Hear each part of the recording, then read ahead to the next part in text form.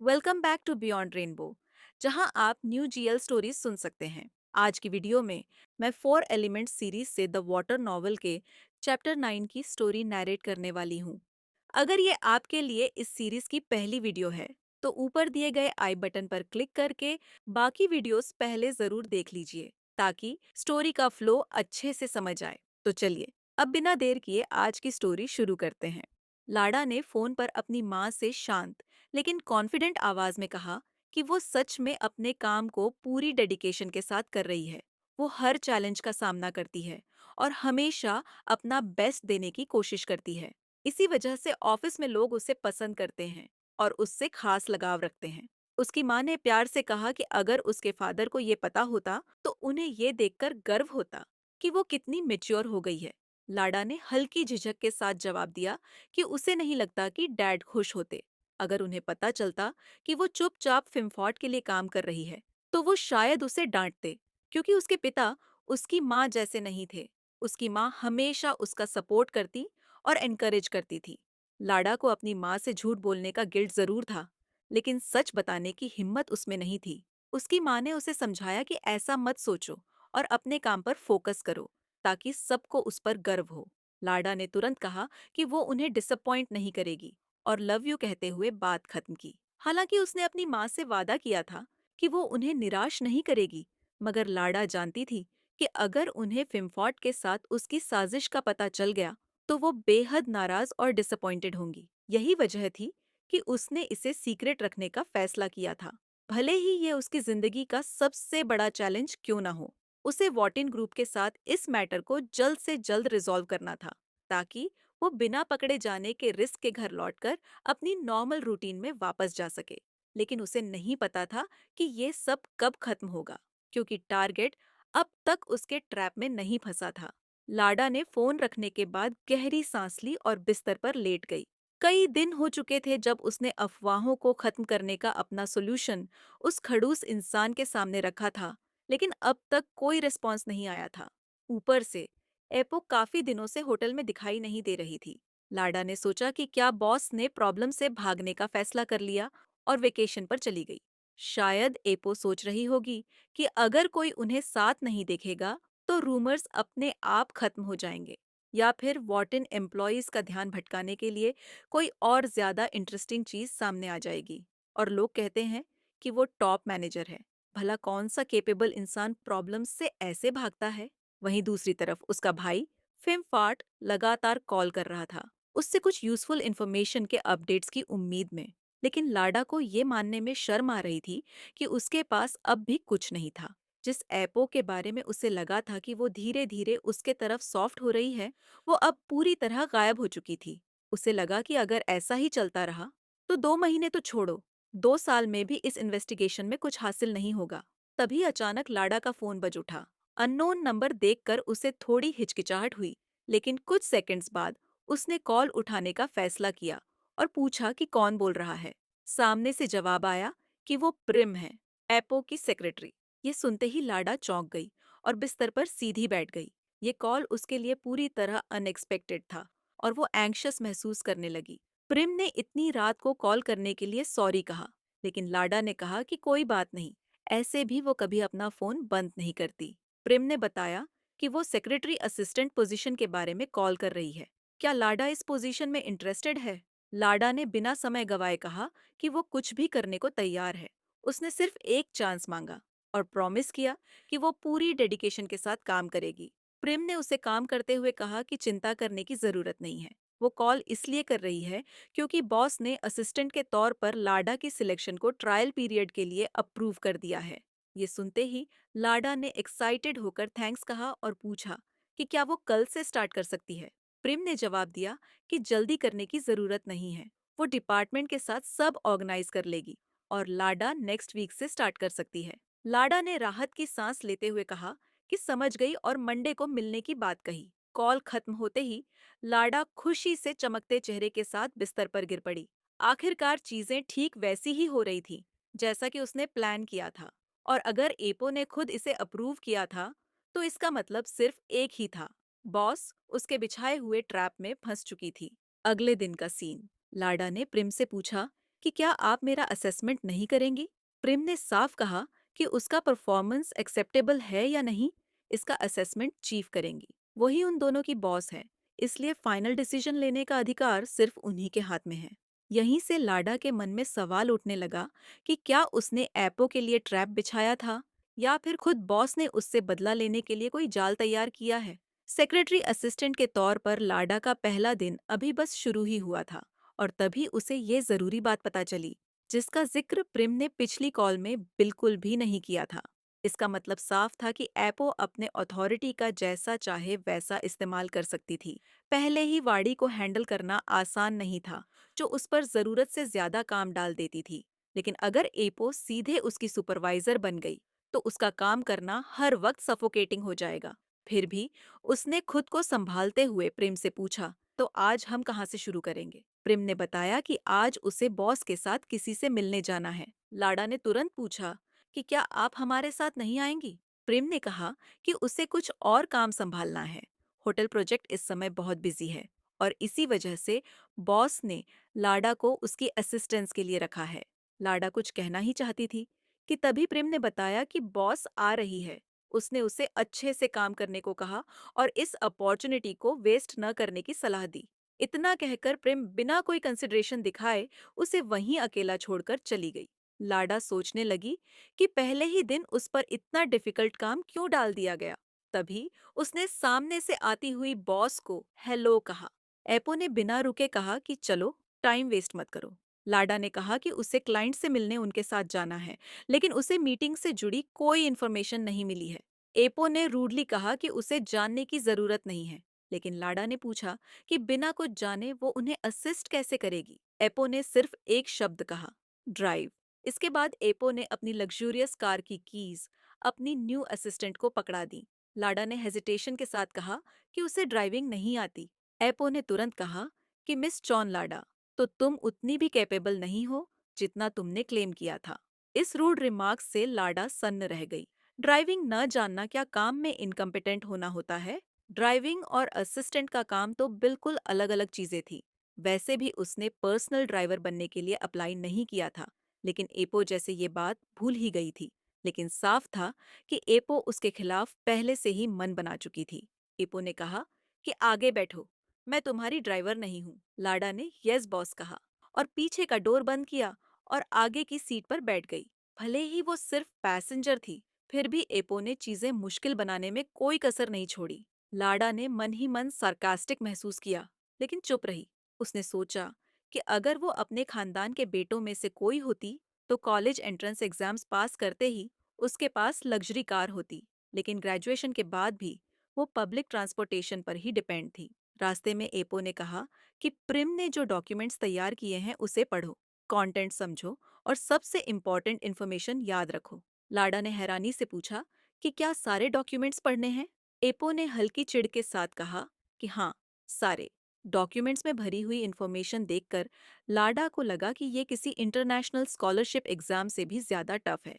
Apo जैसे पहले ही दिन उसकी लिमिट्स टेस्ट कर रही थी। मुमकिन है कि वो उससे जुड़े रूमर्स का बदला ले रही हो। इतनी सारी इन्फॉर्मेशन में सब कुछ कैसे याद रखा जाए? ये सवाल उसके मुंह से निकल ही गया। एपो ने सीधे कहा कि अगर उससे नहीं होगा तो वो रिजाइन कर सकती है। लाडा ने साफ कहा कि वो क्विट नहीं करेगी, क्योंकि लोगों को जीने और बिल्स भरने के लिए काम करना पड़ता है। एपो ने कहा कि सब कुछ याद मत करो, जो इम्पोर्टेंट है उस पर फोकस करो। लाडा ने अपने बॉस की तरफ देखा, जिनकी नजरें सड़क पर टिकी थीं और उसे पूरी तरह इग्नोर कर रही थी। उसे समझ नहीं आ रहा था कि क्या इम्पोर्टेंट है और क्या नहीं, और एक सेक्रेटरी के काम का होटल की हिस्ट्री से क्या लेना देना। क्या जिससे वो मिलने जा रहे थे वो उससे कोई टेस्ट लेने वाला था? लेकिन एक बात तय थी कि उसे डॉक्यूमेंट्स के इस ढेर में डूबना ही था, जो इतने टीडियस थे कि उसे ऑलमोस्ट चक्कर आने लगे थे। सीन चेंज होता है। फिम्फार्ट ने एपो को गुड आफ्टरनून विश किया और कहा कि यहाँ मिलना कितना बड़ा कोइंसिडेंस है। एपो ने जवाब में फिम्फॉर्ट को गुड आफ्टरनून कहा और फिर बताया कि ये चोनलाडा है, उसकी सेक्रेटरी। ये मुलाकात रेस्टोरेंट के पार्किंग लॉट में अचानक हुई थी, ठीक उसी समय जब एपो अपनी इम्पोर्टेंट मीटिंग खत्म करके निकल रही थी। फिम्फार्ट की नजर बार बार लाडा पर जा रही थी, लेकिन वो चुप रही और खुद से ग्रीट करने की पहल नहीं की। इसी वजह से एपो ने उसका इंट्रोडक्शन दे दिया। फिमफाट ने मुस्कुराकर चोनलाडा को ग्रीट किया। जवाब में चोनलाडा ने सिर्फ प्लेजर कहा। लाडा समझ नहीं पा रही थी कि उसका भाई सीधे उनके पास आकर ग्रीट क्यों कर रहा था। उसे फिमफाट को वहां देखकर ही घबराहट होने लगी थी, लेकिन उसने खुद को संभालते हुए किसी तरह उसे ग्रीट किया।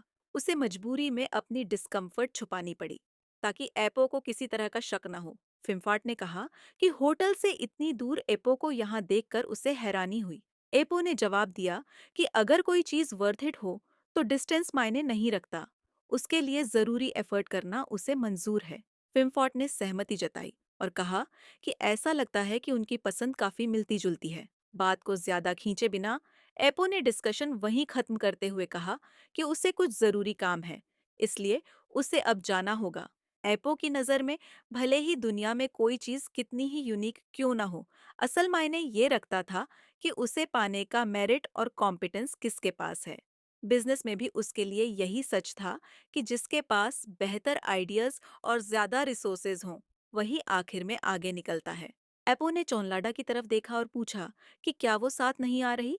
लाडा ने तुरंत यस बॉस, मैं आ रही हूँ बोला, और ये बोलते हुए अपनी बॉस के पीछे पीछे पास खड़ी लग्जूरियस कार की तरफ बढ़ गई। वो पैसेंजर सीट पर बैठ गई और अपनी नजरें अपने भाई से हटा ली, जो कि अब भी उसे देख रहा था, और फिर आखिरकार रेस्टोरेंट के अंदर चला गया। किसी भी तरह का सस्पिशियस रिएक्शन न दिखाते हुए लाडा ने अपना एक्सप्रेशन बिल्कुल न्यूट्रल रखा। कार में बैठते ही लाडा ने पूछा कि आज शेफ इयन के साथ जो मीटिंग हुई, क्या इसका मतलब ये है कि वो होटल प्रोजेक्ट में शामिल होने के लिए मान गए हैं।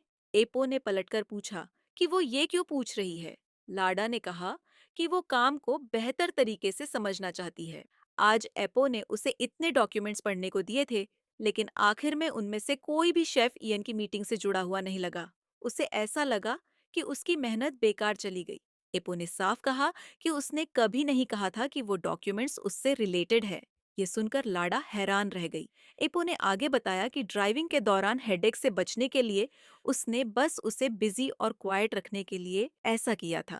नॉर्मली लाडा अपनी शार्प टंग से इसका जवाब देती, लेकिन उस पल शेफ इयन से जुड़ी प्रोजेक्ट की जानकारी उसके लिए ज्यादा इम्पोर्टेंट थी। उसने अपनी फ्रस्ट्रेशन निगल ली और समझदारी से कॉन्वर्सेशन को वापस काम की तरफ मोड़ दिया। लाडा ने कहा कि वो सच में सीखना चाहती है, भले ही ये सिर्फ ट्रायल पीरियड हो, लेकिन वो खुद को सेक्रेटरी के तौर पर साबित करना चाहती है। एपो ने समझाया कि अगले महीने से रेनी सीजन शुरू होगा और इस दौरान डोमेस्टिक और इंटरनेशनल टूरिस्ट दोनों ही कम हो जाते हैं। रिजर्वेशंस कम होने पर एक्सपेंसेस और भारी लगने लगते हैं। इसी वजह से उसने ज्यादा गेस्ट अट्रैक्ट करने और बुकिंग्स बढ़ाने के लिए एक कैंपेन प्लान किया है। लाडा ने पूछा कि क्या इसमें रूम प्राइसेस कम करना भी शामिल है। एपो ने कहा कि हाँ, लेकिन कॉम्पिटिटर्स पहले से ही ऐसा करते हैं और उसका असर ज्यादा सिग्निफिकेंट नहीं होता। लाडा ने पूछा, क्या इसी वजह से एपो ने शेफ इयन को वॉटिन टीम के साथ कोलैबोरेट करने के लिए अप्रोच किया है। वो एक रिनाउंड और हार्ड टू हायर शेफ है, इसीलिए बहुत से कस्टमर्स उनका फूड ट्राई करना चाहेंगे और इससे रूम रिजर्वेशंस अपने आप बढ़ेंगी। एपो ने कहा, एग्जैक्टली, तुमने बिल्कुल सही समझा। एपो ने चोनलाडा की तरफ एक नज़र डाली, क्योंकि उसकी समझ और स्ट्रैटेजी पकड़ने की स्पीड ने उसे क्यूरियस कर दिया था। शायद चोनलाडा उसकी सोच से ज्यादा केपेबल थी, लेकिन फिर भी उसे ये तय करने के लिए थोड़ा और समय चाहिए था कि चोनलाडा सेक्रेटरी की पोजीशन संभालेगी या वापस होटल रिसेप्शन पर लौटेगी। सीन चेंज होता है। फिमफॉर्ट ने लाडा से पूछा कि उसने उसे ये क्यों नहीं बताया कि अब वो मिस एपो की असिस्टेंट बन चुकी है। लाडा ने साफ कहा कि आज उसका काम पर पहला दिन था और उसे बिल्कुल उम्मीद नहीं थी कि उसकी मुलाकात आज फिमफॉर्ट से यूं अचानक हो जाएगी। फिमफॉर्ट ने कहा कि इसका मतलब तो ये हुआ कि अब लाडा को ज्यादा डिटेल्ड इन्फॉर्मेशन मिल सकती है, क्योंकि वो मिस एपो के इतने पास काम कर रही है। इस पर लाडा ने समझाते हुए कहा कि थोड़ा आसान तो हो सकता है, लेकिन वो सिर्फ सेक्रेटरी की असिस्टेंट है। उसे नहीं लगता कि मिस एपो उसे किसी भी कॉन्फिडेंशियल इंफॉर्मेशन का एक्सेस देंगी। फिमफार्ट ने फिर दबाव डालते हुए कहा कि कम से कम उसे इतना तो बता दे कि मिस एपो आज किससे मिली थी और रेस्टोरेंट में क्या बात हुई थी। ये सुनकर लाडा एक पल के लिए हिचकिचाई। उसे अपने भाई के जोर देने से खुद पर दबाव महसूस हुआ, क्योंकि उसे पता था कि उसके पास जरूरी जानकारी है। शेफ इयन के बारे में जानने के अलावा उसे मिस एपो की ट्रांसपेरेंसी ने भी हैरान किया था। एपो ने उसके सवालों के जवाब बिना किसी झिझक के दिए थे, जिससे उसे प्रोजेक्ट को बेहतर समझने में मदद मिली थी। ये वही जानकारी थी जो उसके खुद की कंपनी के फायदे के लिए इस्तेमाल की जा सकती थी। लाडा जानती थी कि अगर उसने ये सब बता दिया तो उसका भाई वॉटिन से पहले ही शेफ इयान को हायर करने की पूरी कोशिश करेगा। आखिरकार उसने कहा कि वो सच में उस इंसान को नहीं जानती और उसे नहीं पता कि मिस एपो उससे क्यों मिली। शायद मिस एपो अभी उस पर पूरी तरह भरोसा नहीं करती, इसलिए उसके पास ज्यादा कोई इन्फॉर्मेशन नहीं है। फिम्फार्ट ने गुस्से में कहा कि अगर मिस एपो उस पर भरोसा नहीं करती तो उसे और मेहनत करनी होगी। उसे जल्द से जल्द उसका ट्रस्ट जीतना होगा, इससे पहले कि वो वचारा ग्रुप को संभाल ही ना पाए और होटल बैंकरप्ट हो जाए। लाडा ने गंभीरता से जवाब दिया कि वो समझती है और वचारा ग्रुप को बचाने के लिए सब कुछ करेगी। फिम्फार्ट ने बस इतना कहा कि जो कह रही हो उसे करके दिखाओ। इतना कहकर फिम्फार्ट ने अचानक फोन काट दिया और लाडा ने एक गहरी सांस ली। फिम्फार्ट की आवाज से साफ था कि वो उसकी प्रोग्रेस न होने से परेशान था। लाडा को जरूरी जानकारी छुपाने का गिल्ट महसूस हुआ, लेकिन फिर भी उसने फिलहाल सब कुछ अपने तक ही रखने का फैसला किया। उसे डर था कि अगर उसने बहुत जल्दी कुछ रिवील कर दिया तो उसकी पोजीशन और उसका लॉन्ग टर्म प्लान दोनों खतरे में पड़ सकते हैं। अब तक वो मिस एपो की तरफ से कोई भी डिसऑनेस्ट एक्शन पहचान नहीं पाई थी। जो कुछ उसने सुना था उसके हिसाब से शेफ इयन कई मीटिंग्स और डायरेक्ट नेगोशिएशंस के बाद कन्विंस्ड हुआ था। और अगर उसने ये बात अपने भाई को बता दी और उसका भाई शेफ को साइड बदलने के लिए मना ले, तो इसका मतलब हुआ कि वो खुद वचारा ग्रुप के अनएथिकल बिहेवियर को बढ़ावा दे रही है। लाडा ने मन में अपने भाई से माफी मांगी और तय किया कि वो कोई भी रेकलेस कदम नहीं उठाएगी। कोई भी मूव करने से पहले मिस एपो का ट्रस्ट जीतना जरूरी था। अगर वो इम्पल्सिव होने के कारण पकड़ी गई तो सब कुछ खत्म हो जाएगा। लाडा जानती थी कि उसे पेशेंस और स्ट्रैटेजी दोनों की जरूरत है। उसने तय किया कि वो वॉटिन ग्रुप में इतनी सटली इन्फिल्ट्रेट करेगी कि किसी को भनक तक नहीं लगेगी और वो मिस एपो वटिन वानिच की जिंदगी के और भी करीब पहुंचती चली जाएगी। ये वीडियो यही खत्म होती है। उम्मीद है आपको स्टोरी नरेशन पसंद आई। मैंने कुछ और स्टोरीज भी नरेट की हैं, जैसे फ्रीन बेकी की अपकमिंग सीरीज द एयर और क्रेनियम। और अगर आप चाहें तो वो वीडियोस भी देख सकते हैं। और इसी के साथ मैं आपसे मिलूंगी नेक्स्ट वीडियो में।